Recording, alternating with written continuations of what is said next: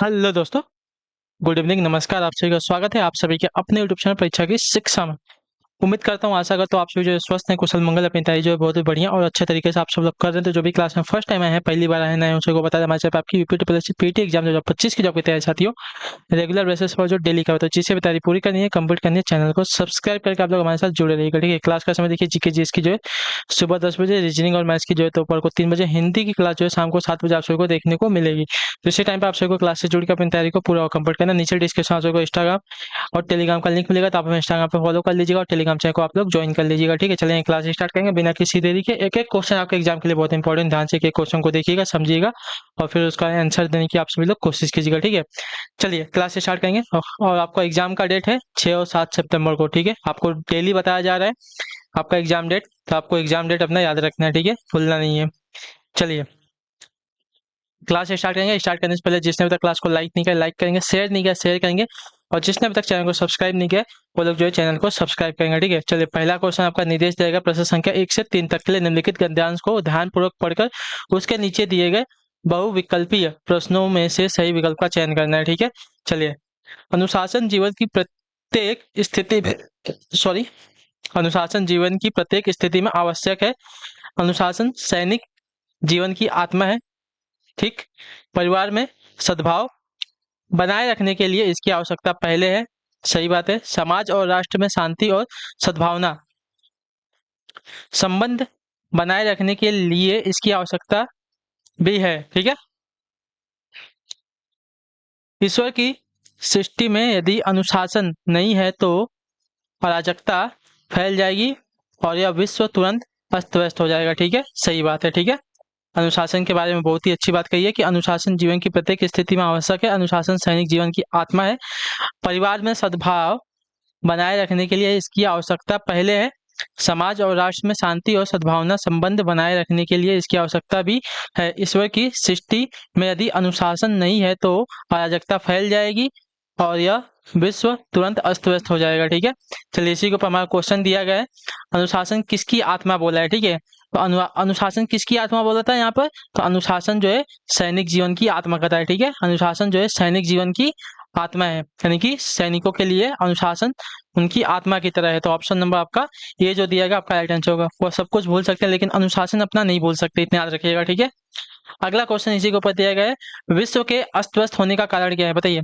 विश्व के अस्त व्यस्त होने का कारण क्या है, तो देखिए विश्व के अस्त व्यस्त होने का कारण यहाँ दिया गया है, ईश्वर की दृष्टि में अगर अनुशासन नहीं है, ठीक है, अगर अनुशासन नहीं है तो अराजकता फैल जाएगी और यह विश्व जो है तुरंत अस्त व्यस्त हो जाएगा। किसके वजह से, अनुशासन नहीं होगा उसके वजह से। ठीक है, तो अनुशासन न होने की वजह से। ठीक है, क्लियर सभी को, अनुशासन न होने की वजह से विश्व में अस्त व्यस्त हो जाएगा। ठीक है, और अराजकता फैल जाएगी। चलिए अगला प्रश्न है तीसरा नंबर, अनुशासन क्यों आवश्यक है, हमें पूछा है। ठीक है, तो सद्भाव और शांति के लिए, सही बात है भी, परिवार में सद्भाव और समाज तथा राष्ट्र में शांति और सद्भावपूर्ण संबंध बनाए रखने के लिए भी आवश्यक है। तो सैनिक जीवन को स्वस्थ बनाए रखने के लिए तो गलत है, स्थिति को कायम रखने के लिए भी गलत है। ठीक है, यानी कि ज्यादा आपका इंपॉर्टेंट है ए वाला और बी वाला। ठीक है, तो यहाँ पे बी वाला ज्यादा इंपॉर्टेंट लिख रहा है आपको, तो बी वाले पे आप टिक करेंगे। ठीक है, परिवार में सद्भाव और समाज तथा राष्ट्र में शांति और सद्भावपूर्ण संबंध बनाए रखने के लिए अनुशासन आपको आवश्यक है। ठीक है, चलिए अब आते हैं चौथा नंबर प्रश्न आपके सामने का, इनमें से कौन सा शब्द अलंकार नहीं है। ठीक है, श्लेष, विवक्षा, उपमा और वक्रोक्ति, इन चारों में से कौन सा आपका शब्द अलंकार नहीं है। तो शब्द अलंकार का अर्थ होता है जहाँ पे शब्दों का चमत्कार होता है। ठीक है, तो यहाँ पे उपमा अलंकार आपका शब्द अलंकार नहीं है। ठीक है, श्लेष, विवक्षा और वक्रोक्ति आपके शब्द अलंकार है। ठीक है, उपमा आपका जो है अर्थ अलंकार का भेद है। ठीक, क्लियर सभी को इसके बारे में।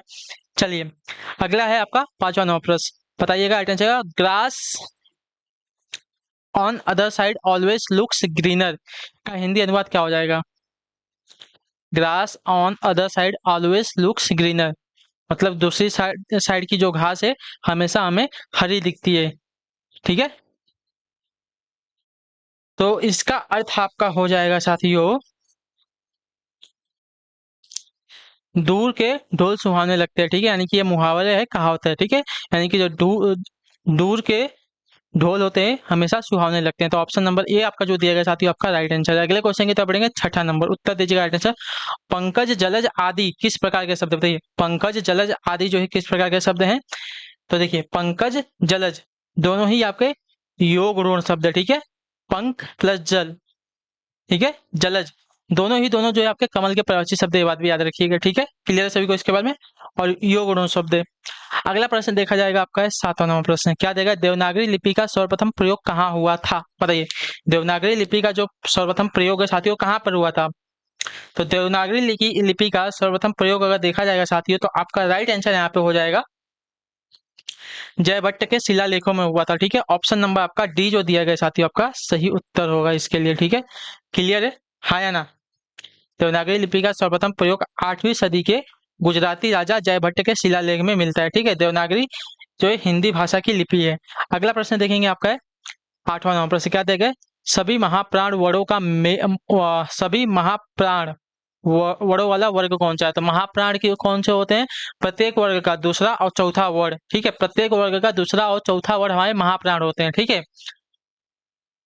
तो यहाँ पे अगर देखेगा क वर्ग का च छ जो है च वर्ग का और ठ जो है ट वर्ग का दूसरे वर्ग है, तो आपके सभी के सभी का है महाप्राण हो जाएंगे, ठीक है, क्लियर होगा इसके बाद प्रत्येक वर्ग का दूसरा और चौथा वर्ड आपका व्यंजन जो आपका महाप्राण होता है, ठीक है। तो ख छ ठ, ख आपका क वर्ग का, छ आपका च वर्ग का और ठ आपका ट वर्ग का दूसरा व्यंजन है, ठीक है, इसकी वजह से आपका महाप्राण हो जाएगा, क्लियर होगा इसके बारे में। अगला प्रश्न क्वेश्चन नंबर 9 है, स्पर्श व्यंजन कांठ ध्वनि अघोष और महाप्राण ध्वनि है। स्पर्श व्यंजन कांठ ध्वनि अघोष और महाप्राण ध्वनि है, कौन से, क है, ग है, ख है या घ है। तो ये आपका हो जाएगा साथियों क, ठीक है, ऑप्शन नंबर आपका, एक मिनट, स्पर्श व्यंजन कंठ ध्वनि अघोष और महाप्राण ध्वनि क तो नहीं होगा, ठीक है, इसको भूल जाइए, क आपका महाप्राण में नहीं आता है, ठीक है। स्पर्श व्यंजन क से लेके म तक स्पर्श व्यंजन में आते हैं, ठीक है, क से लेकर म तक आपके स्पर्श व्यंजन आते हैं, कंठ में आपके क वर्ग वाले आते हैं, ठीक है, तो सभी के सभी क वर्ग वाले हैं, ठीक है। अघोष, अघोष की बात करें तो पहला दूसरा तीसरा किसी भी वर्ग का पहला दूसरा तीसरा वर्ड आपका क्या होता है, अघोष होता है, ठीक है। तो पहला दूसरा तीसरा, पहला तो नहीं होगा, पहला देखिए पहला दूसरा और तीसरा, ठीक है, ग इसमें से कट गया। अब बोला है महाप्राण, तो किसी भी वर्ग का दूसरा और चौथा, तो ये तो पहला है और ये तीसरा है, चौथा सिर्फ आपका ये बचा, ठीक है, सी वाला, ठीक है, क्लियर सबको, ये आपका कंठ हो जाएगा, ठीक है। और घोष में आपका हो जाएगा क ख और ग, ठीक है। और महाप्राण में आपका हो जाएगा साथियों, महाप्राण में आपका ख और घ, ठीक है। तो देखिए ख यहाँ पे है, ख यहाँ पे है, कंठ में आपके सब आ जाएंगे क ख ग घ, तो आपका सी वाला ऑप्शन राइट हो जाएगा। अगला क्वेश्चन देखिएगा आपका 10वां, समीप छोटा तथा गौण के अर्थ में कौन सा उपसर्ग आता है, बताइए समीप छोटा तथा गौण के अर्थ में कौन सा उपसर्ग आता है। तो देखिए समीप छोटा गौड़ के अर्थ में आपका उपसर्ग आता है, ठीक है, ऑप्शन नंबर आपका डी राइट होगा, क्लियर होगा इसके बारे में, हाँ ना। चलिए अगला प्रश्न देखेंगे आपका है 22 नंबर, मुझे बताओ कि तुम्हारा जन्म कब और कहाँ हुआ था, वाक्य का भेद बताइए, ठीक है, मुझे बताओ कि तुम्हारा जन्म कब और कहाँ हुआ था, वाक्य के भेद बताना है, कब और कहाँ, कब और कहाँ, ठीक है, कब और कहाँ, तो कैसा वाक्य हो जाएगा यार। तो यह वाक्य आपका जो है मिश्र वाक्य, ऑप्शन नंबर आपका डी राइट होगा, क्लियर होगा इसके बारे में। मिश्र वाक्य वे वाक्य जिनमें एक साधारण वाक्य हो तथा उसके अधीन या आश्रित आपका दूसरा उपवाक्य हो, मिश्र वाक्य कहा जाता है। जैसे प्रश्न में दिए गए वाक्य में मुझे बताओ आपका प्रधान उपवाक्य है, तुम्हारा जन्म कब और कहाँ हुआ था आपका आश्रित उपवाक्य है इसके ऊपर, ठीक है, तथा दोनों आपका समुच्चय बोधक अव्यय की के द्वारा जो है जुड़े हुए हैं, ठीक है, तो आपका मिश्र वाक्य हो जाएगा। अगला प्रश्न देखेंगे आपका 12 नंबर प्रश्न, उत्तर देने की कोशिश कीजिएगा। सर्प, मेढक, सिंह, घोड़ा, वानर आदि, हाथी आदि को समझने वाला एक शब्द क्या हो जाएगा? पशु, शिव, हरि, कपिस। तो इन सभी को समझने वाला एक अर्थ आपका हो जाएगा साथी यहाँ पे हरि। ऑप्शन नंबर आपका सी राइट होगा। ठीक है, सर्प, मेढक, सिंह, घोड़ा, वानर, हाथी, इंद्र, विष्णु, चंद्र, पृथ्वीपति, पृथ्वीनाथ, त्रिलोकीनाथ, लक्ष्मीपति आदि को समझने वाला सभी का सभी शब्द आपका एक ही शब्द है हरि। ठीक है, चलिए सभी के सभी आपके हरि के पर्यायवाची शब्द है। अगला प्रश्न आपका 13 नंबर, दांत काटी रोटी का अर्थ क्या होता है? दांत काटी रोटी का अर्थ क्या होता है? तो देखिए दांत काटी रोटी का अर्थ होता है साथियों गहरी दोस्ती होना। ठीक है, ऑप्शन नंबर आपका ये जो दिया गया साथियों आपका राइट आंसर होगा। क्लियर सभी को इसके बारे में? चलिए, दांत काटी रोटी मुहावरे का अर्थ होता है घनिष्ठ मित्रता। ठीक है, यानी कि गहरी दोस्ती। अगले क्वेश्चन की तरफ बढ़ेंगे। 14 नंबर, अर्चना अत्यंत सुंदर है, रेखांकित पद का भेद बताइए। अत्यंत, तो अत्यंत आपका एक प्रविशेषण शब्द हो जाएगा। ठीक है, सुंदर आपका क्या है? विशेषता है। इसकी विशेषता भी कौन सा शब्द बता रहा है? अत्यंत बता रहा है। तो अत्यंत आपका जो है प्रविशेषण शब्द, विशेषता की विशेषता बताने वाला शब्द आपके प्रविशेषण कहलाते हैं। ये बात याद रखिएगा। ठीक है, तो ऑप्शन नंबर आपका बी राइट होगा। क्लियर है? चलिए अगले क्वेश्चन की तरफ बढ़ेंगे। आपका है 15 नंबर, उनके द्वारा अपना काम अब तक समाप्त नहीं किया गया है, अंग्रेजी में अनुवाद क्या होगा? बताइए, उनके द्वारा अपना काम अब तक समाप्त नहीं किया गया है, अंग्रेजी में अनुवाद इसका क्या होगा? तो अंग्रेजी में इसका अनुवाद हो जाएगा their work has not at been finished by them. ठीक है, इसका अंग्रेजी में अनुवाद हो जाएगा। ठीक है, their work has not at been finished by them, मतलब उनके द्वारा अपना काम अभी तक समाप्त नहीं किया गया है, ये इसका अंग्रेजी अनुवाद हो जाएगा। क्लियर है सभी को?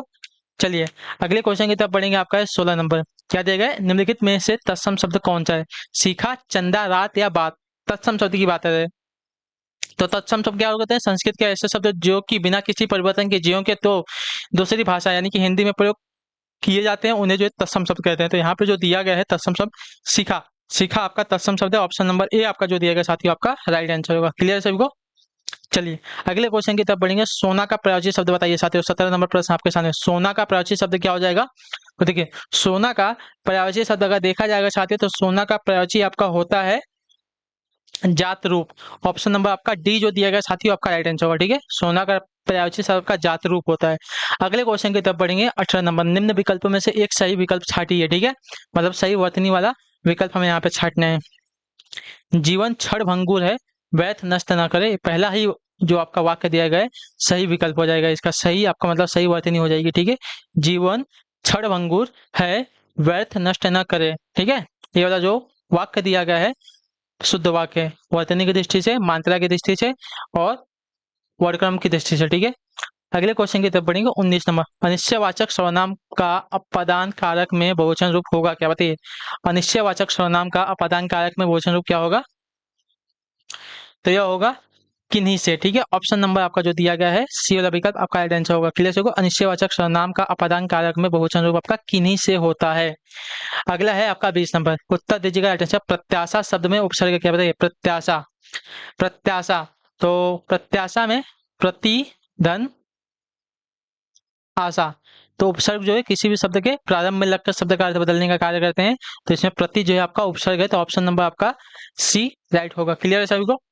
चलिए अगला प्रश्न देखेंगे। आपका 21 नंबर प्रश्न क्या देगा? यदि सभी राज्य सरकारों को कोई एक सरकारी पत्र भेजा गया हो तो उससे क्या कहते हैं? बताइए, यदि सभी राज्य सरकारों को कोई एक सरकारी पत्र भेजा गया तो उसे क्या कहेंगे?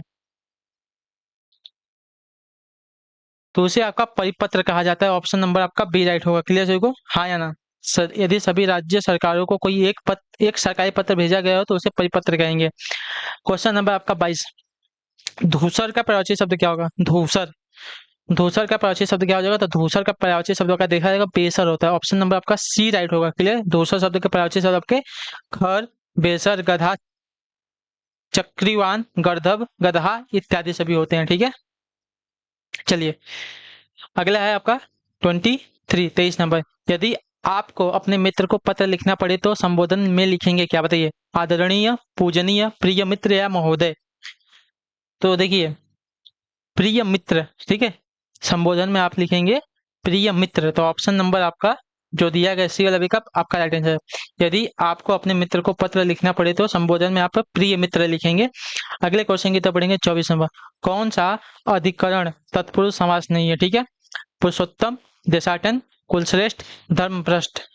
तो धर्म भ्रष्ट यानी कि धर्म से भ्रष्ट, ये आपका अपदान तत्पुरुष समास है। ठीक है, ये आपका अपदान तत्पुरुष समास हो जाएगा। पुरुषोत्तम, देशाटन, कुलश्रेष्ठ, ये आपके अधिकार तत्पुरुष समास है। लेकिन धर्म भ्रष्ट यानी कि धर्म से भ्रष्ट, ये आपका अलग होने की भावना यहाँ पे आ गई है, तो आपका ये अधिकार तत्पुरुष का समास न होके आपका अपदान तत्पुरुष समास का उदाहरण हो जाएगा। ठीक है, अगला क्वेश्चन 25 नंबर है। पंजाब में हिंदी का प्रचार किसने किया था? बताइए, पंजाब राज्य में हिंदी का प्रचार किसने किया था? तो पंजाब राज्य में हिंदी का प्रचार आपका श्रद्धाराम फुल्लोरी ने किया था। ऑप्शन नंबर आपका बी राइट हो जाएगा। क्लियर सभी को इसके बारे में? पंजाब राज्य में हिंदी का प्रचार आपका श्रद्धाराम फुल्लेरी ने किया है। अगले क्वेश्चन की तरफ बढ़ेंगे। 26 नंबर, अतियोक्ति शब्द में संधि कौन चाहिए? अतियोक्ति, तो अतियोक्ति शब्द की अगर संधि विच्छेद करेंगे तो अति धन उक्ति होगा। ठीक है, तो यहाँ पे आपका छोटी ई प्लस उ मिलके परिवर्तित किस में हो रहे हैं? बताइए, य में परिवर्तित हो रहा है। ठीक है, तो यहाँ पे आपका यड संधि हो जाएगा। ऑप्शन नंबर आपका सी राइट होगा। क्लियर सभी को इसके बारे में? हाँ या ना? चलिए अगला प्रश्न देखेंगे। 27 नंबर आपके सामने दिए गए, उत्तर दीजिएगा, राइट आंसर हो जाएगा। ठीक है, कौन सा कथन आपका असत्य या गलत है? ठीक है, अर्धशासकीय पत्र मित्रतापूर्ण भाषा में लिखा जाता है। सही बात है, अर्धशासकीय पत्र जो है मित्रतापूर्ण भाषा में लिखा जाता है, याद रखिएगा। संबोधन के लिए प्रिय लिखा जाता है, ये बात भी सही है। ठीक है, स्व निर्देश के लिए आपका सद्भावी यानी कि सिंसेयरली लिखा जाता है, ये भी सही बात है। ठीक है, इसमें भेजने वाला हस्ताक्षर करके पद का उल्लेख भी करता है, ये आपका गलत है। ठीक है, तो ऑप्शन नंबर आपका डी राइट होगा। क्लियर होगा इसके बारे में? इसमें भेजने वाला हस्ताक्षर करके पद का उल्लेख भी करता है, ये आपका कथन असत्य है, गलत कथन है। ठीक है, अगले क्वेश्चन की तरफ बढ़ेंगे। 28 नंबर है, drawing man catches a straw का अर्थ क्या है? बताइए, drawing drawing man catches a straw, इसका अर्थ क्या हो जाएगा? तो इसका हो जाएगा साथियों, डूबते को तिनके का सहारा। ठीक है, ड्रॉनिंग, ठीक है, ड्रॉनिंग है, drowning man catches a straw यानी कि डूबते को तिनके का सहारा। चलिए 29 नंबर आपके सामने दिए गए, बताइएगा। आहट, आवट, आस किस प्रकार के तद्धित प्रत्यय हैं? बताइए, आहट, आवट, आस किस प्रकार के तद्धित प्रत्यय हैं?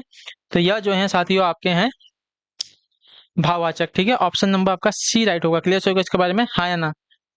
आहट, आवट, आस आपके भाववाचक तद्धित प्रत्यय हैं, तो ऑप्शन नंबर आपका सी राइट है। अगला आपका साथियों 30 नंबर प्रश्न, पुल्लिंगवाचक शब्द छांटना है। कैमरा, पायलट, प्लेट, तलवार।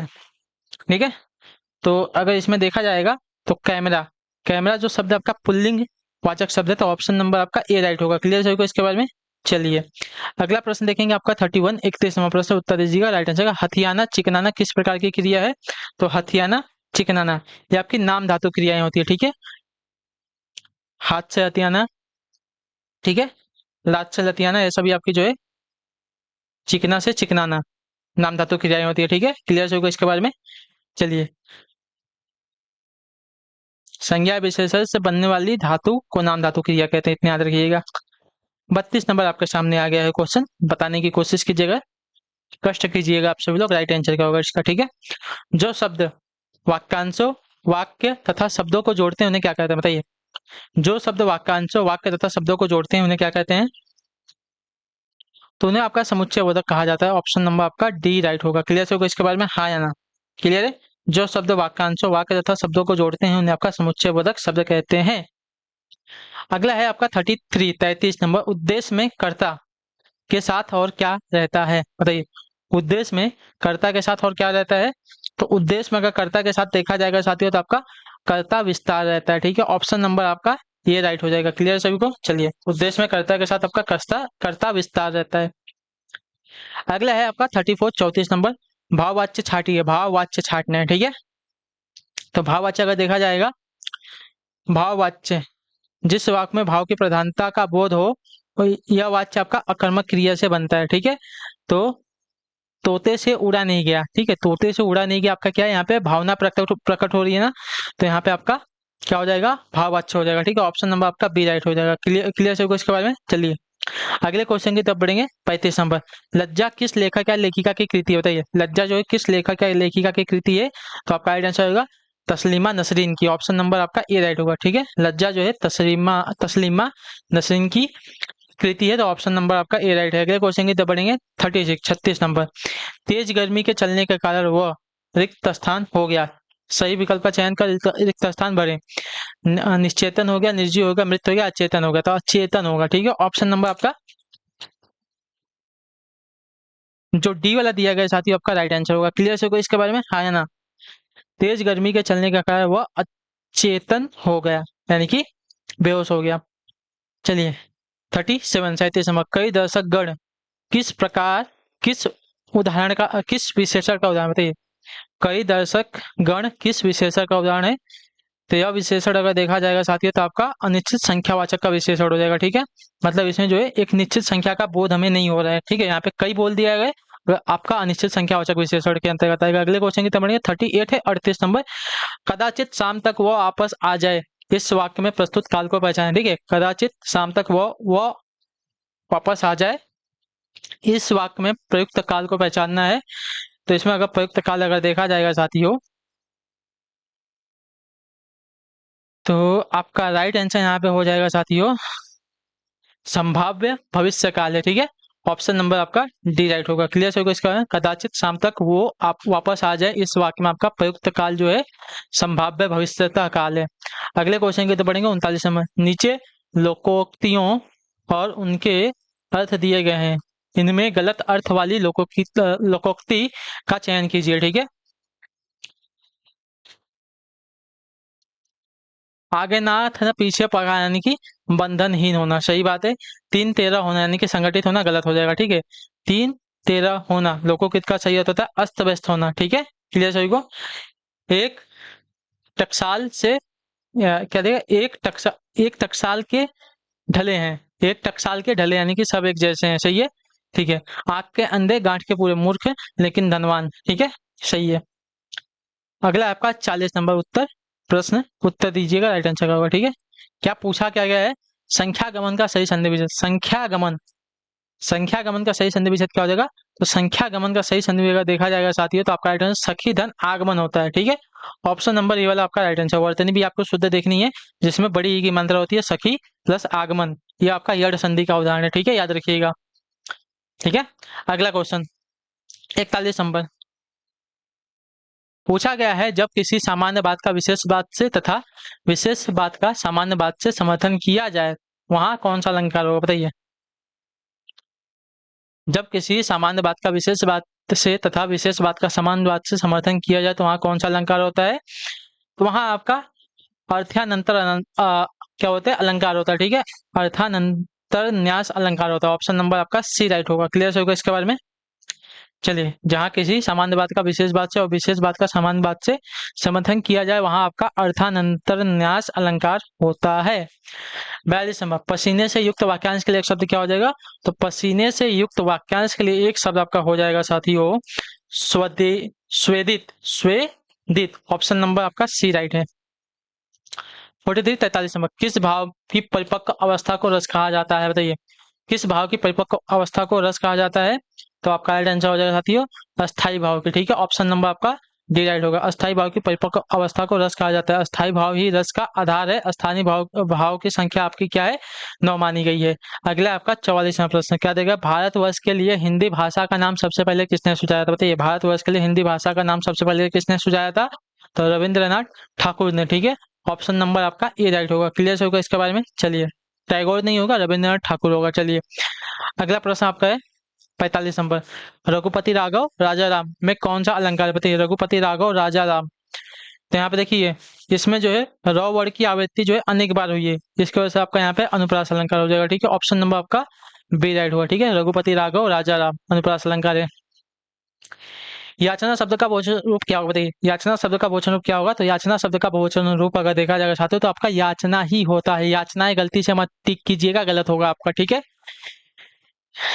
ना, आप लोग जोश जोश में याचनाएं कर देंगे, याचना का याचनाएं हो जाएगा तो गलत होगा आपका। ठीक है, निम्नलिखित में से किस विकल्प में सभी शब्द आपका भाववाचक संज्ञा शब्द है? ठीक है, भाववाचक संज्ञा शब्द अगर देखा जाएगा तो यहाँ पे रसीला, कड़वाहट, बुढ़ापा, उन्नति, सभी के सभी आपके क्या है, भाववाचक संज्ञा शब्द है। तो ऑप्शन नंबर आपका सी राइट होगा। क्लियर होगा इसके बारे में, हाँ या ना? रसीला, कड़वाहट, बुढ़ापा, उन्नति सभी शब्द आपके भाववाचक संज्ञा है। जिस शब्द से किसी भाव, गुण, दशा आदि के ज्ञान का बोध होता है वो आपका भाववाचक संज्ञा कहलाता है। ठीक है, अगला क्वेश्चन 48 नंबर, नेचुरल जस्टिस का हिंदी आशय क्या बताइए? नेचुरल जस्टिस का हिंदी अनुवाद क्या हो जाएगा? तो आपका राइट आंसर होगा नैसर्गिक न्याय। ऑप्शन नंबर आपका ये राइट होगा। चलिए अगला प्रश्न आपका है 49 नंबर, 11वां हिंदी विश्व सम्मेलन वर्ष 2018 में कहाँ आयोजित की हुआ था बताइए? 11वां हिंदी विश्व सम्मेलन 2018 में कहाँ आयोजित हुआ था? तो यह आपका हुआ था साथियों